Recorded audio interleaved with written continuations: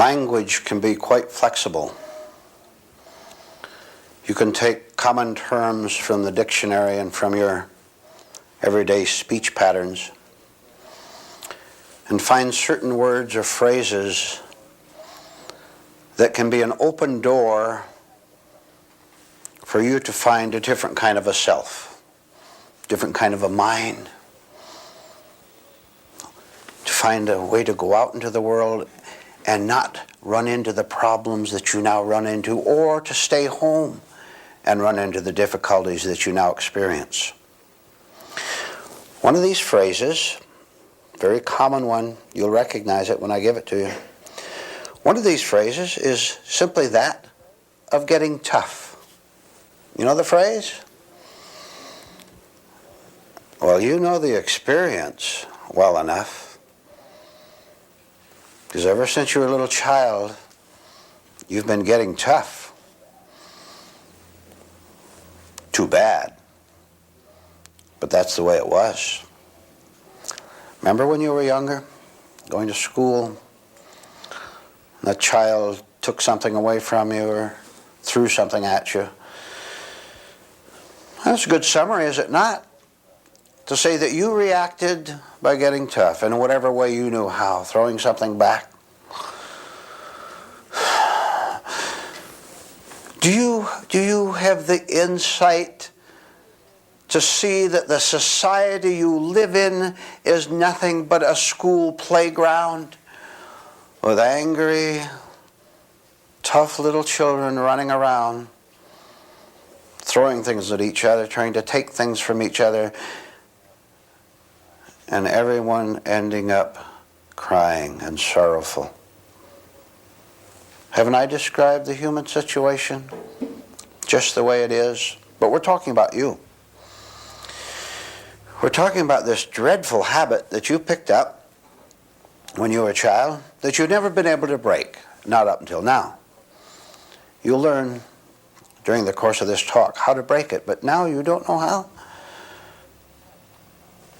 And you call getting tough both an offense and a defense.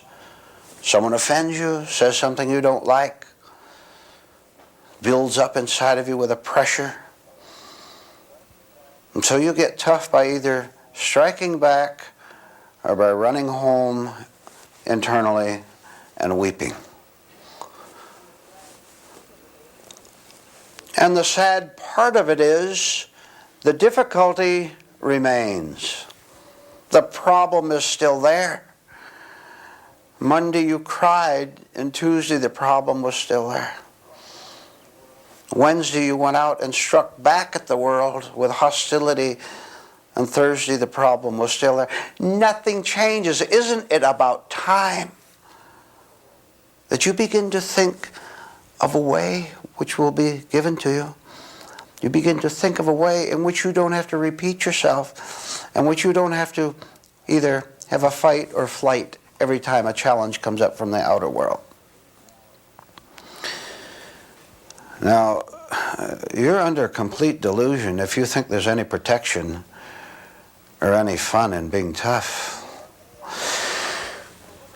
Look at the drain. Look at how you go home and are worn out at night. Worn out at night.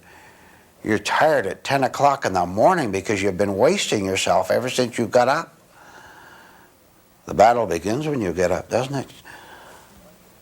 Somehow you have the wrong impression that you've been conscripted into an army and a rifle has been shoved into your hands and you have to go out and fight the enemy all day long. Where did you get that idea?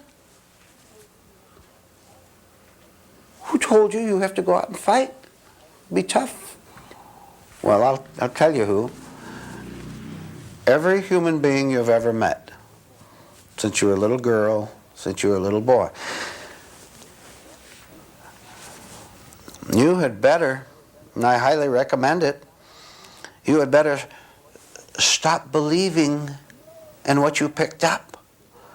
No one, nothing, absolutely nothing requires you to go out like a soldier ready for the battle every morning, and yet you do. You do, and you know it. Why? I'm asking you why.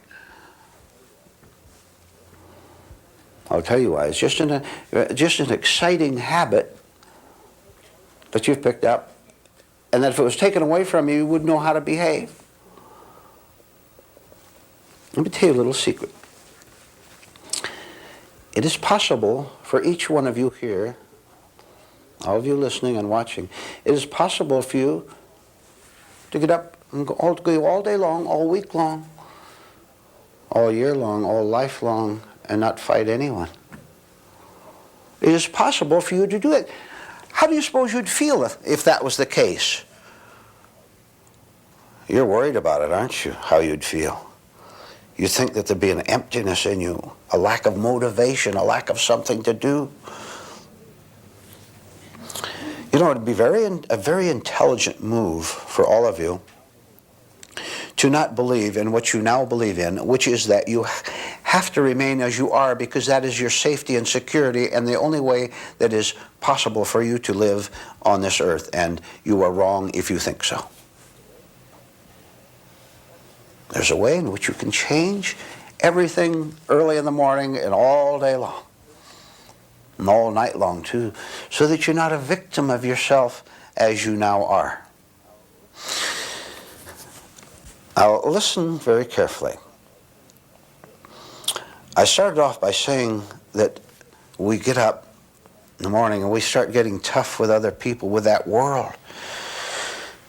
You think you have to battle out there. Now, when you battle something out there, can you see, can you understand where the battle really is? Inside yourself. Now, come on. Is it intelligent or is it foolish to allow your life to be a battleground? Come on now. It's one or the other.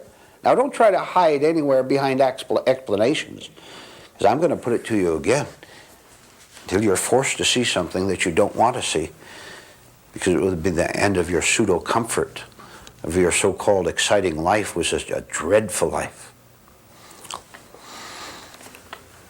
Is it a wise thing to do, or is it a foolish thing to do to allow your life, your day, to be a battleground? You know what a battleground is like? It's pretty noisy out there, isn't it? Isn't your mind noisy all day long? Because it's you know what it is.